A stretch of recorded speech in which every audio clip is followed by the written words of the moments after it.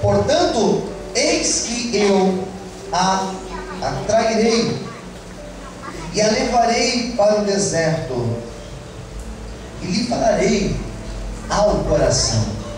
Vamos ler mais uma vez? Se o irmão tivesse em Bíblia, chame aí para ler, tá bom? Vamos lá.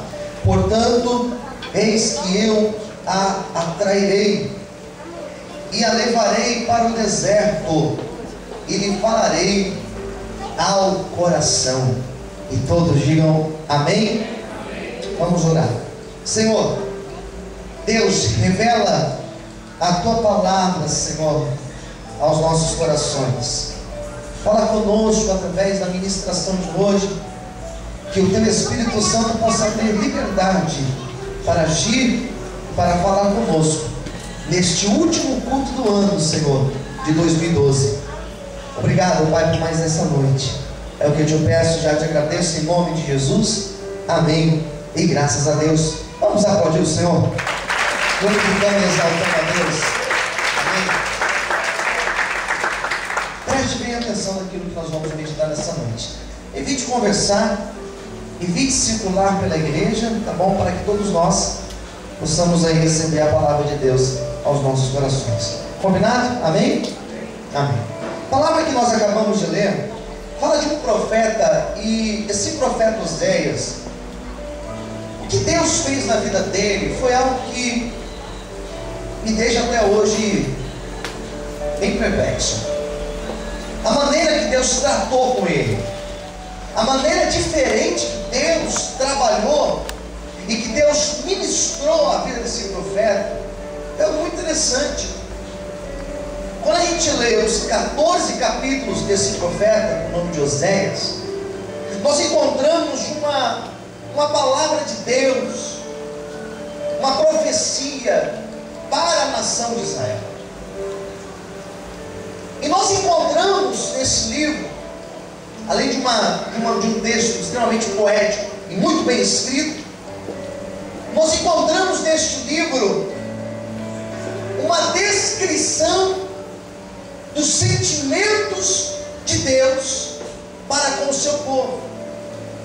O que Deus pensa sobre o nosso respeito? Quais são os sentimentos de Deus para as nossas vidas? Quem entendeu? Diga amém. Este livro, esse profeta, quando ele fala para Israel, ele mostra um Deus indignado, porque Israel era um Israel infiel a Deus, era um Israel corrompido, era um Israel adúltero, no sentido de não ser fiel e de não ser comprometido com Deus, isso em todos os sentidos. E a palavra de Deus, através de Oséias, era uma palavra que falava sobre o culto, sobre a maneira que eles faziam culto, sobre a maneira que os sacerdotes estavam levando a obra de Deus. Era uma palavra que falava sobre a justiça, sobre o princípio de justiça que não existia naquele povo. Era uma palavra que falava sobre a imoralidade daquele povo e a maneira que eles viviam no pecado, e falava também sobre a situação política daquele povo. Tudo isso nós encontramos nesse livro aqui do profeta Oséias. Quem entendeu? Diga amém. Então você vê Deus, por um lado,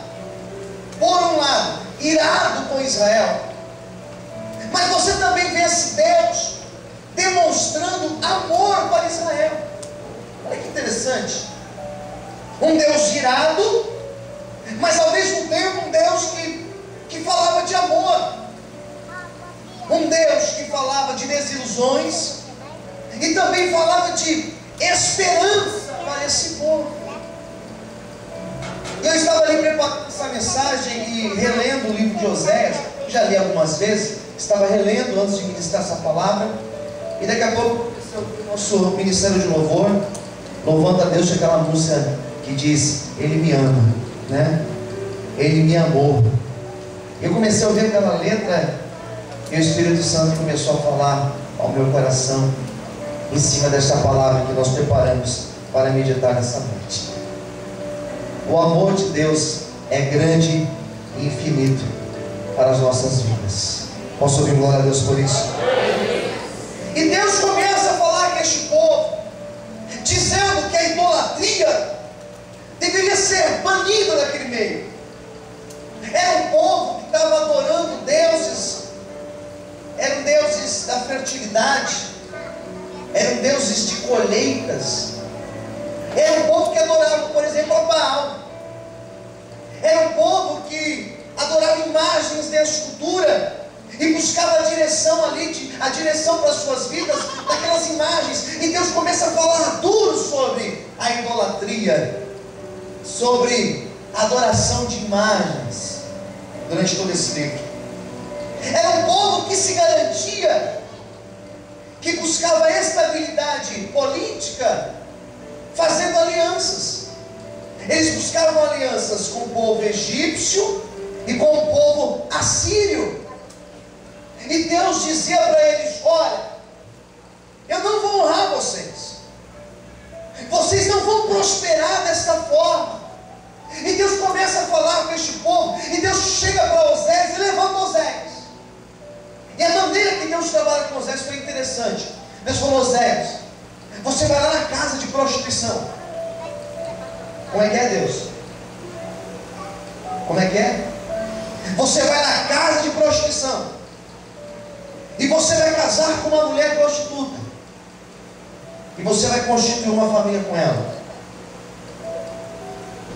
E aquela mulher traiu Oséias, e Oséias tinha que todas as vezes ir atrás dela e buscar essa mulher de volta para sua casa.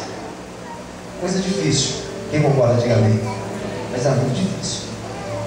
Mas era Deus tentando dizer para eles: Israel é essa mulher prostituta, é essa mulher que tem de tudo, essa mulher que tem tudo conforto, essa mulher que tem tudo em sua casa, e mesmo assim ela permanece sendo infiel e não consegue deixar os seus velhos costumes.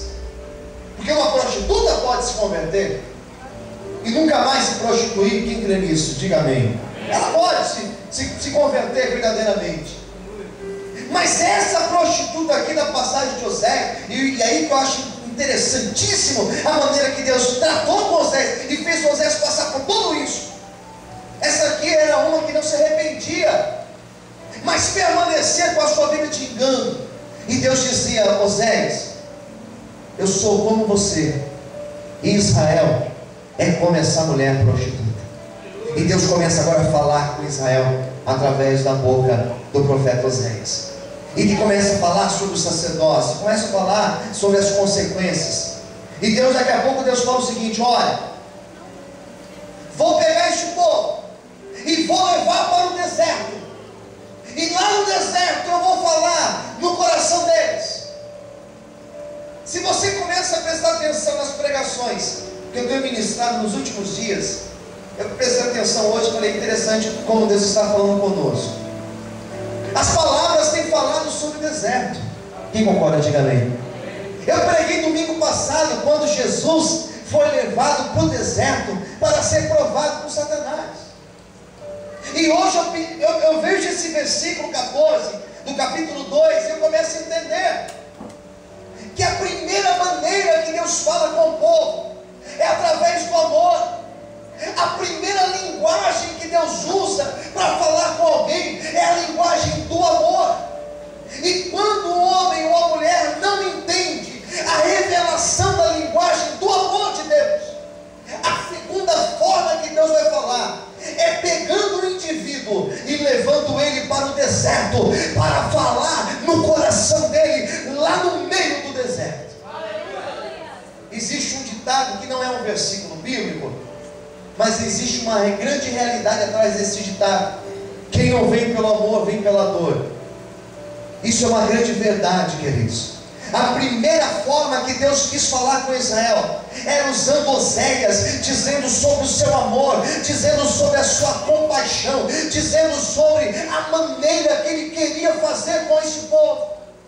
E quando Deus percebeu que esse povo era um povo duro, era um povo que não dava ouvidos à sua voz, Deus falou: então é o seguinte, eu vou permitir um deserto, porque lá no deserto eu vou falar com o meu povo e vou trabalhar no coração deles. Às vezes eu me pego em umas crises aí que vocês nem imaginam, como pastor. Às vezes eu vejo umas situações dentro da igreja, no meio de pastores, no meio de obreiros, no meio do povo aqui, que eu sou pastor e tenho a responsabilidade de pastorear. Eu começo a ver algumas atitudes, eu começo a prestar atenção em algumas pessoas. Eu me pergunto: será que eu estou pregando mesmo, Deus? Será que não é possível, Senhor? Não é possível que eu esteja fazendo certo, porque o povo é muito engraçado. Os obreiros são interessante a maneira deles, né? Eu começo a falar com Deus e apresentar as minhas crises para Deus. E Deus começa a falar comigo: filho, é a linguagem do amor, é a linguagem da minha compaixão, mas muitos não entendem a minha linguagem do amor. É aquele Jesus que olhou para Israel, olhou para a cidade de Jerusalém, e Jesus falou: ó Jerusalém, como a galinha ajunta os seus pintainhos debaixo das suas asas, assim também eu gostaria de fazer com vocês. É um Jesus que olhava e falava: eu queria ter vocês aqui debaixo das minhas asas, eu queria ter vocês aqui debaixo da minha proteção, só que vocês não querem a minha presença. Quando eu leio Oséias, eu entendo que Deus, Ele tem um projeto para a vida de todos nós. E para esse projeto acontecer na tua vida, na vida daqueles que nós temos orado, se for preciso, Deus fala na linguagem do amor, mas se for preciso também, Deus pega a pessoa e permite um deserto, e permite um vale, mas a obra do Senhor, ela será feita, ela será concretizada em o nome de Jesus. Quantos acreditam nisso? Aplauda o Senhor e glorifica a Deus. Amém.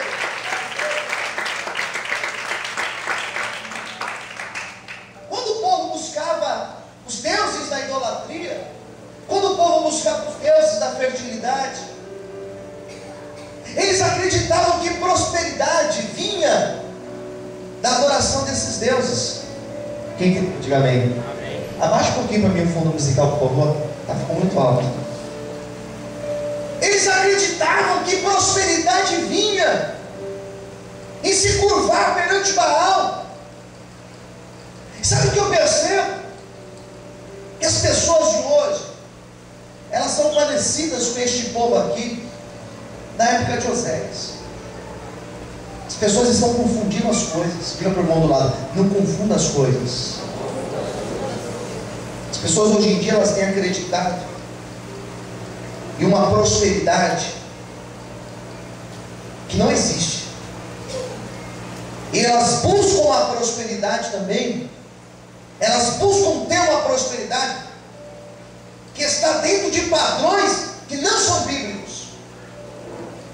Porque se nós pararmos para pensar hoje, o que é ser próspero, o que é verdadeiramente ser próspero, e o que eu faço para ser próspero, eu começo a entender pela Bíblia que ser próspero, a primeira coisa, é ter a bênção de Deus sobre a sua vida. E eu conheço um tanto de pessoas que têm dinheiro, que tem casa, que tem carro, que possuem bens, que possuem empresas, mas não são prósperas. Porque são pessoas que têm um monte de coisa, mas não tem prazer, não tem comunhão, não tem paz na sua casa, não consegue ter tranquilidade na sua casa. São pessoas que tiveram uma ceia de Natal, uma mesa muito bonita, com aquelas frutas das mais escolhidas e selecionadas, que tiveram as melhores bebidas, que beberam uma champanhe caríssima, que daria para pagar não sei quantos meses das suas contas. Mas são pessoas que só tiveram isso, e não tiveram a paz que você teve, não tiveram a paz e a comunhão que você teve. Eu glorifico ao Senhor, porque talvez na minha mesa e na tua mesa não teve um banquete, talvez na minha casa e na tua casa não teve champanhe importada, mas na nossa vida existe a presença do Senhor, e para isso não tem preço. Louvado e exaltado seja